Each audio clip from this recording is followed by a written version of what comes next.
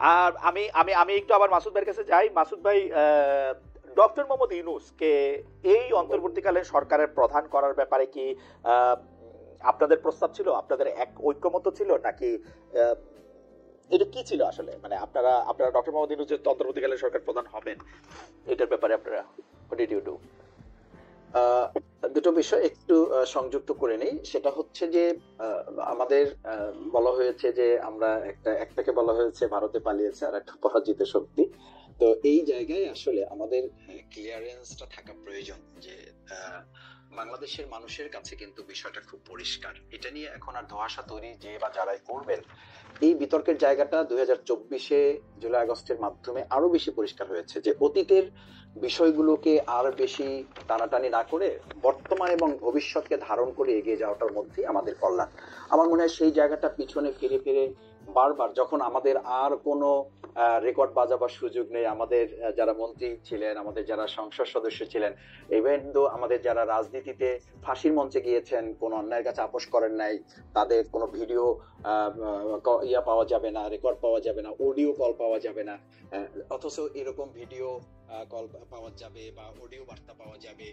সেরকম বিষয়গুলোকে সামনে রেখে তো এখন জনগণ ভাবছে যে আবার একদল ভারতের অনুকম্পা নিয়ে 16 বছর থাকার চেষ্টা করেছে, অঙ্গরাজ্য বানিয়েছে, ইলিশ মাছ আমরা খেতে পারিনি তাদেরকে পাঠানো হয়েছে। আবার এখন ঠিক একই কথা বলে জামাত ইসলামীকে ওই সময় যেমন দাবিয়ে রাখার চেষ্টা করা হয়েছে, বিতর্কিত করার চেষ্টা করা হয়েছে, জনগণ থেকে আলাদা করার চেষ্টা করা হয়েছে।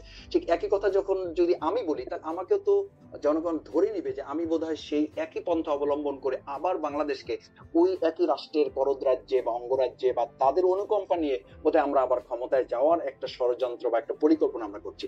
এটা যথার্থ হবে না এবং এই জায়গাটা দেশের জন্য কল্যাণ হবে না, সেটা আমাদের সকলেরই স্মরণে রাখা প্রয়োজন। দ্বিতীয় হচ্ছে যে আমাদের শ্রদ্ধেয় প্রধান উপদেষ্টা, আমার এখানে একটু ছোট করে জানতে চাওয়া আছে, আপনাদের এই যে মানে করদ রাজ্যে পরিণত হওয়া আরেকটা দেশে, সেটা কি শুধু আওয়ামী লীগের এগেনস্টেই বলেন নাকি বিএনপির এগেনস্টেও বলেন? বিএনপিও ক্ষমতায় আসলে করদ রাজ্যই হয়।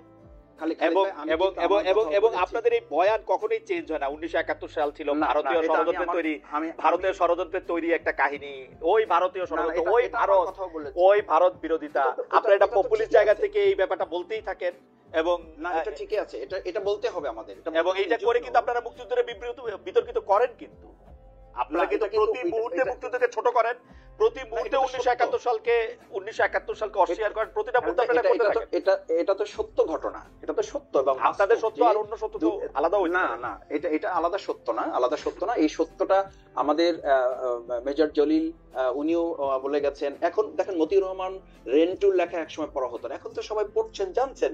কর্নেল রশিদ সাহেবের লাইফটাকে যদি ধারণ করা যায়, তাহলে ইতিহাসের যে অংশগুলো তিনি তুলে ধরেছেন, এগুলোকে তো কেউ চ্যালেঞ্জ করছে না। আমি একটা হাইটসাইড একটা কথা বলি, মানে 1971 সালে যদি জামায়াতের অবস্থা, মানে জামায়াত যেটা চাইছিল সেটা যদি সফল হইতো, তাহলে কি হইতো আসলে?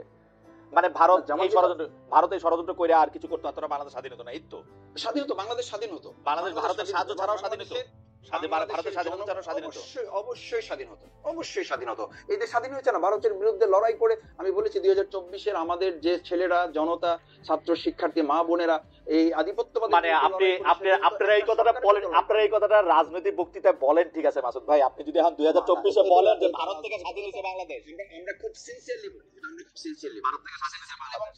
এদেশে আমাদের দেখেন, ঢাকা বিশ্ববিদ্যালয়ে কি স্লোগান হয়েছিল? দিল্লি না ঢাকা। কেন এই স্লোগান হয়েছিল? এই স্লোগান আপনারা দিবেন রে ভাই, আপনারা এই স্লোগান আপনারা দিবেন। দিল্লি না ঢাকা স্লোগান ছিল না এখানের মধ্যে। দিল্লি না স্লোগান আপনাদের পুশ করা স্লোগান। এই স্লোগানের মধ্যে কোটা না মেধা ছিল, এই স্লোগানের মধ্যে হাসিনার পতন ছিল, এইটার মধ্যে থেকে আমাদের ভোট দেওয়ার কথা ছিল, অনেক কিছু ছিল। আপনারা দিল্লি না ঢাকা এই বয়ান আপনারা সামনে আনতেছেন, কারণ হচ্ছে যে আপনারা এইটাই মনে করেন, আপনি মনে করেন যে বাংলাদেশ স্বাধীন হওয়া ভুল হয়েছে, আপনি মনে করেন বাংলাদেশ স্বাধীন হইতে পারলে ভালো হতো। স্বাধীন হওয়া 71-এর পজিশন আপনি চেঞ্জ করেন না রে ভাই, 71-এর পজিশনেই আছেন, আপনি পজিশনেই আছেন, আপনি পরের ঠিক রেখে পড়েন সংগ্রাম ইত্তেফাকে আপনাদের বক্তব্য যেটা ছাপা হয়েছে ওইটাতেই আছেন আপনারা। হ্যাঁ, পড়েছি যে ওখানে আমাদের যেটা অ্যাবসলিউটলি ওই জায়গার মধ্যেই আছে। এরকম ষড়যন্ত্রমূলক একটা স্বাধীনতা আমাদের দেশের মানুষের প্রয়োজন ছিল না, এই প্রয়োজন এখনো নাই। এটা আমরা তখন বুঝেছি, আর এটা অনেকের বুঝতে 53 বছর লেগেছে খালিদ ভাই, 53 বছর লেগেছে। যার কারণে এখন স্লোগান উঠেছে দিল্লি না ঢাকা।